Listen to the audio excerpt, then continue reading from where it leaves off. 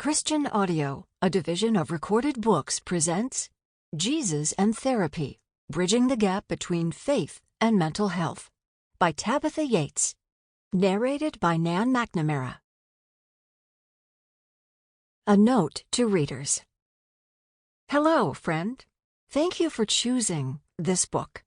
I'm so grateful for the privilege I have been given to play a small role in your or your loved one's journey as you navigate the sometimes confusing intersection where your faith and mental health meet.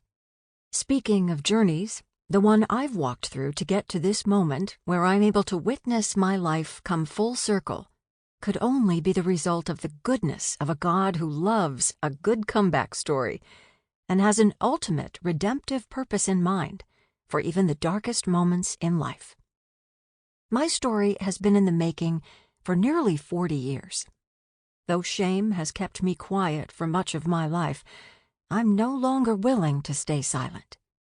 Throughout this book, I share my truth regarding the abuse and mistreatment that occurred behind closed doors, both at home and within the church, with the hope that it will be the catalyst to help you share your own story and find healing.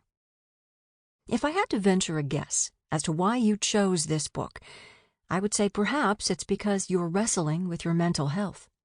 Maybe you have been struggling for as long as you can remember. You haven't given up hope that your life amounts to so much more than your diagnosis. You refuse to believe that the brokenness you are facing right now is how your story ends. You might even be desperately clinging to your faith, despite possibly feeling betrayed by your Maker due to harm caused by His children. Or maybe you're struggling to find your place in the Christian community after they defined you and your faith by your mental health struggles. Perhaps believers even placed the blame for your battle at your feet. God is punishing you. He is trying to teach you a lesson. Your faith is too weak. If you prayed more, you wouldn't need antidepressants.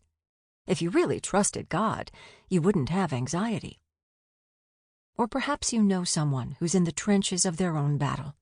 You've tried to help your loved one with their struggle, but you second-guess if you're saying the right thing, doing the right thing.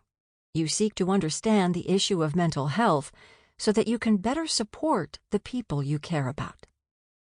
The messages you will find in this book are for everyone. If you are personally struggling, I believe you will feel seen, understood, and less alone by the end of this book. If you know someone or love someone who wrestles with their mental health, you will gain tremendous knowledge, advice, and resources for how to best love and show up for that person. Damaging perspectives about mental health challenges within the bounds of Christianity may have already led you to walk away from organized religion, the church, or perhaps even your relationship with God. After all, how loving could God be when His children, who are supposed to reflect Him, meet suffering with rejection and further wounding? This broken spot is exactly where I found myself in my adolescent years. A home life consisting of physical, emotional, and verbal abuse had set the stage for spiritual abuse by male leadership in a cult-like fundamentalist Christian church that my family attended. Eventually, after years of abuse, pain, and abandonment, I walked away from the only God my church had ever shown me, defeated, disillusioned, and done with religion. Soon after that, at the age of 16, I landed in a psych ward. I share this because I want you to understand that I know how it feels to walk out of a church and vow to never darken its doorstep again. I know what it's like to refuse to associate with fellow Christians because you're ashamed to be associated with them after watching them wound, ostracize, or harshly judge you or your loved ones. I was the wandering prodigal who turned my back on God because I couldn't separate Christ from what others called Christianity. While I may not have been willing to follow the God who had been modeled to me my entire childhood, I desperately wanted a God who was waiting to extend grace to me. I wanted someone who'd love all of me completely. Sample complete. Ready to continue?